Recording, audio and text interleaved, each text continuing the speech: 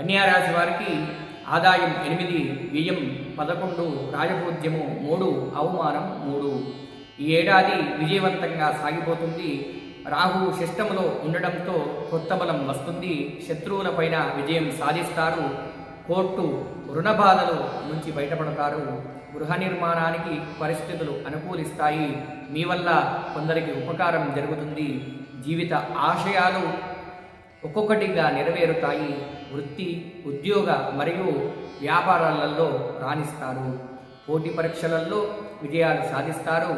రాహువు డిసెంబరు నుంచి పంచమములో ఉన్న కారణంగా పిల్లల మంచి చెడుల విషయంలో మరింత శ్రద్ధ పెట్టాల్సిన అవసరం ఉంటుంది.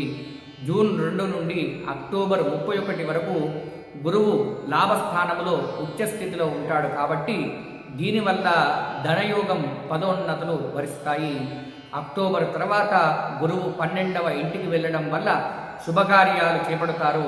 కేతువు డిసెంబరు వరకు ద్వాదశంలో ఉంటూ మానసిక చైతన్యాన్ని తగ్గిస్తాడు. ఆ సమయంలో మనోబలం, ఉత్సాహాన్ని పెంచుకోవాలి. గణపతి పూజ మరియు రుద్రాభిషేకం మనకు మంచి చేస్తాయి.